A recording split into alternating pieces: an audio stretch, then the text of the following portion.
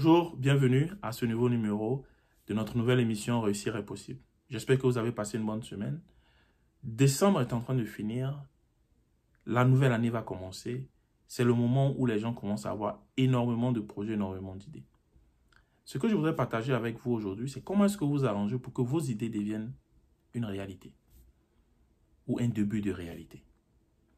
J'ai découvert cette leçon durant le parcours doctoral que j'ai eu à faire. Et je voudrais partager aujourd'hui cette leçon de vie avec vous.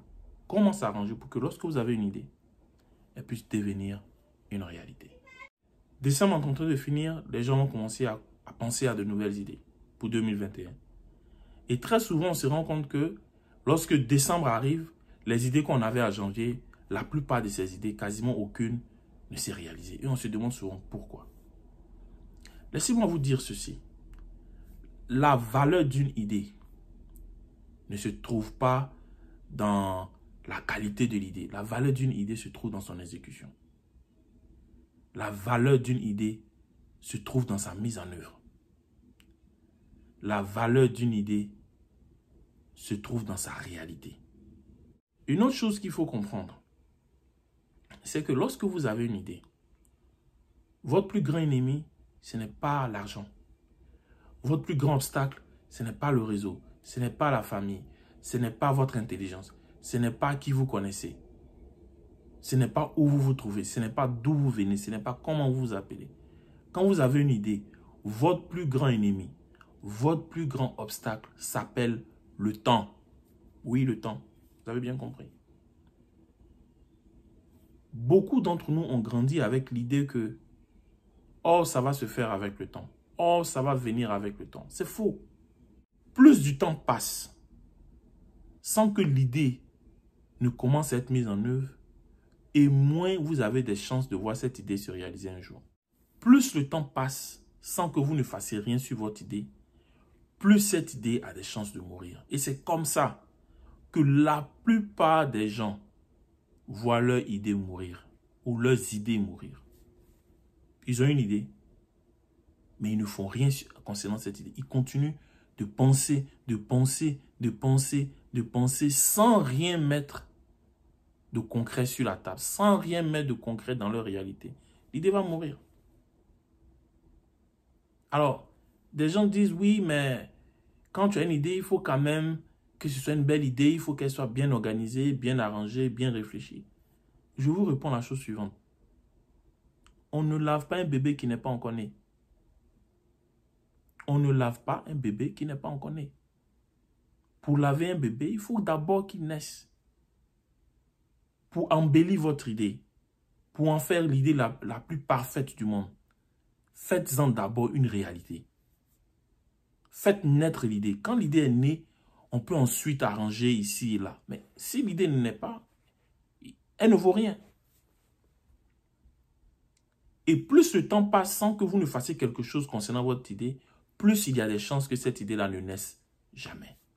Alors, comment est-ce que vous combattez ça? C'est simple. Il faut multiplier les actions. Quand vous avez une idée, il faut multiplier les actions concernant cette idée. Quand vous avez une idée, il faut de l'action. On doit sentir dans votre quotidien. Le moment où vous avez eu l'idée, on doit sentir chaque jour. Dès que vous avez une idée, chaque jour, on doit sentir que l'idée là, vous l'avez. Par les actes, par les actions, par le comportement que vous avez tous les jours, à partir du moment où l'idée est née. Vous voulez faire un salon de coiffure. Dès que l'idée naît, on doit vous voir en train de vous renseigner sur le prix des équipements pour le salon de coiffure. Sur combien ça coûte pour ouvrir un salon de coiffure. On doit vous voir en train de parler avec des gens qui ont déjà des salons de coiffure. On doit vous voir en train d'aller vous renseigner au service des impôts de votre quartier. On doit vous voir en train d'aller au marché pour discuter du prix des équipements. Même si vous n'avez pas encore l'argent, on doit vous voir en train d'aller vous renseigner dans l'école où on apprend à coiffer. Laissez-moi vous expliquer en 5 minutes comment est-ce que lorsque mon père me parle de l'idée de faire un doctorat dans la voiture, comment est-ce que de ce moment-là, je me retrouve inscrit en première année de doctorat. Pour ceux qui ne comprennent pas, quand je parle de mon père qui m'a donné l'idée de faire une thèse dans la voiture, il faut aller voir la vidéo de la semaine précédente. J'ai expliqué comment est-ce que mon père, dans une voiture, en partance pour l'aéroport, m'avait suggéré, m'avait dit, ce serait une bonne idée que tu puisses faire un doctorat. Lorsque mon père me dit ça, d'autres personnes à ma place auraient dit, oh oui, papa, tu as raison, je pense que c'est une bonne idée, mais comme ce sont les fêtes, on est en décembre, là, je m'apprête à prendre l'avion pour retourner à Washington, donc je vais y réfléchir et puis bon, je vais te faire un retour. Non. Il me parle, l'idée est bonne, je lui dis dans la voiture, en 5 minutes, hein, je lui dis dans la voiture que mais c'est une bonne idée, qu'il n'y a pas de problème, j'ai compris, je vais le faire.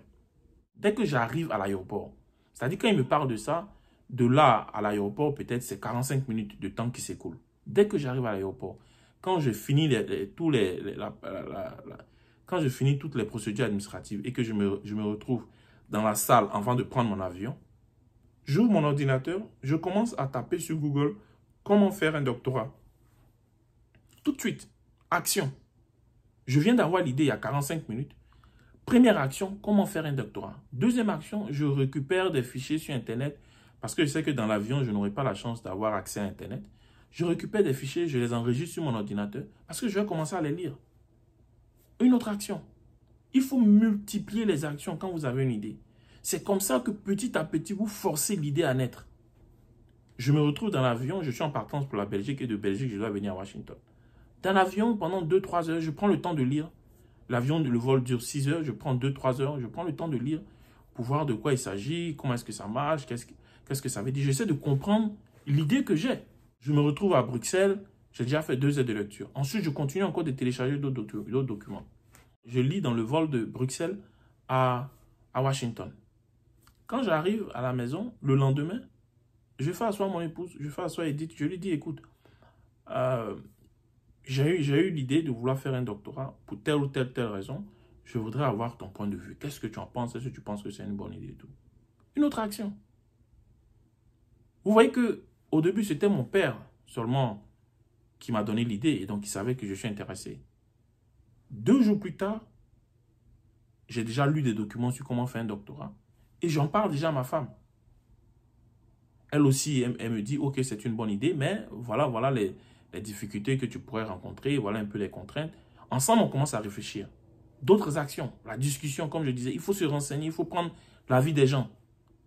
Et comme ça aussi, ça vous motive. Et puis si en même temps, ça commence à vous mettre la pression. Ensuite de là, quelques jours plus tard, je parle à des amis qui ont déjà fait le doctorat. D'autres actions. Il faut multiplier les actions quand vous avez une idée. Parce qu'il faut se souvenir que le temps est votre ennemi. Plus le temps passe et vous ne faites rien sur l'idée, plus l'idée a des chances de mourir. Donc, je commence à parler à des amis. Je croise d'ailleurs un ami dont j'avais parlé dans la vidéo précédente, le docteur Kanga. Je lui dis, écoute, toi, tu viens de soutenir ta thèse. Comment est-ce que ça marche? Il m'explique, il me donne des idées. Il est d'accord pour me coacher. Je lui dis, est-ce que tu as une copie de ta thèse? À quoi est-ce que ça ressemble, une thèse, de façon pratique? Il me dit, oui, voilà à quoi ça ressemble. Il m'envoie une copie. Ensuite, il me dit, pour pouvoir t'inscrire en année de thèse, il te faut un projet de recherche. Je lui dis, c'est quoi un projet de recherche? Je vais sur Internet, je fais des recherches et lui aussi m'envoie une copie de ça. Donc, j'y travaille de façon régulière. Je dis, ok, il me faut écrire un projet de recherche pour qu'un professeur puisse accepter de me superviser. Donc, vous voyez le processus de l'idée dans cette voiture avec mon père. À partir de là, mon quotidien rapidement commence à changer autour de cette idée. Il faut multiplier les actions parce que c'est ça qui fera que l'idée va commencer à naître. Quelle que soit l'idée que vous avez.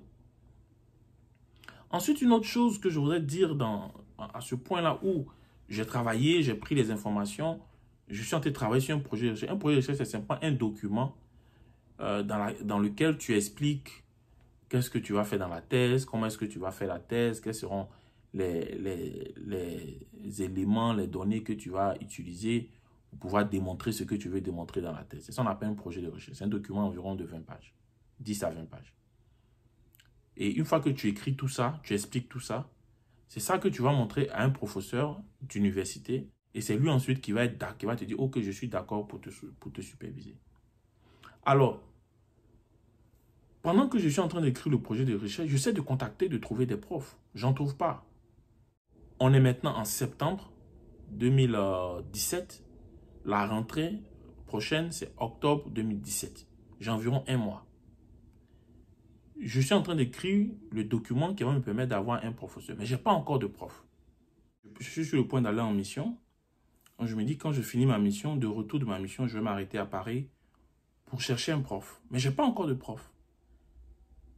Alors, pourquoi est-ce que je n'ai pas encore de prof, mais je continue de me, entre guillemets, de me fatiguer en train d'écrire un document alors que je n'ai même pas encore de prof? Mieux, bien que je n'ai pas encore de prof, je paye quand même un billet d'avion pour m'arrêter à Paris en espérant trouver un prof alors que je n'ai même pas encore pris rendez-vous avec un prof. Comment est-ce que ça s'appelle? Ça s'appelle en français très simple, se préparer en attendant l'opportunité. Dans la vie, il y a des choses que vous maîtrisez, qui dépendent de vous. Il y a des choses qui ne dépendent pas de vous. Ce qui dépend de vous là, il faut vous préparer pour que quand la porte va s'ouvrir, vous puissiez entrer. Parce que quand l'opportunité va se présenter et que vous n'êtes pas préparé, il n'y a rien de pire que ça. Beaucoup de gens ratent des opportunités parce qu'elles attendaient d'abord l'opportunité avant de se préparer. Vous voulez avoir du travail? N'attendez pas d'avoir une offre de travail pour commencer à vous préparer pour l'entretien. N'attendez pas d'abord de voir une offre de travail pour commencer à faire votre CV.